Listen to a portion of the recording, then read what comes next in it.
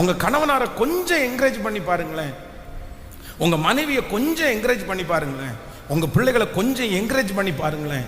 அவங்கள போட்டு நெகட்டிவா இழுக்கிறத விட, பண்ணல பண்ணல பண்ணல பண்ணல அப்படின்னு திட்டுறதை விட, நான் சொல்றேன் அவங்க செஞ்சதை வச்சு நீங்க என்கரேஜ் பண்ணி பாருங்களேன்.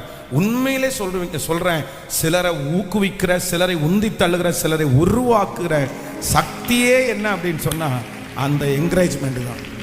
ஆமென். இப்ப நீங்களே இத்தனை பேர் ஜெபத்தில் இருக்கிறீங்கல்ல, உங்களுக்கு என்ன தேவைன்னு நினைக்கிறீங்க? நீங்க என்ன, உங்களை பார்த்து ஒரு இன்னைக்கு நீங்க ஏதாவது ஒன்று உங்களை பார்த்து ஒரு தட்டி கொடுத்து என்கரேஜ் பண்ணா உங்களுக்கு எப்படி இருக்கும்னு நினைக்கிறீங்க? உயிரை கொடுக்க மாட்டீங்க, நாளைக்கு எவ்வளவு செய்வீங்க. ஆமென். வெளியே போறதுக்கு கிளம்பிட்டீங்க, சாரி எல்லாம் கட்டி ரெடியா இருக்க, என்ன அழகா இருக்கீங்க, இன்னைக்கு ரொம்ப அழகா சாரி கட்டி இருக்கிறீங்க, அழகா இருக்குது அப்படின்னு சொன்னா உங்களை அறியாமலே ஒரு ஃப்ரெஷ்னஸ் உங்களுக்கு வந்துடும். ஐயோ பரவாயில்ல,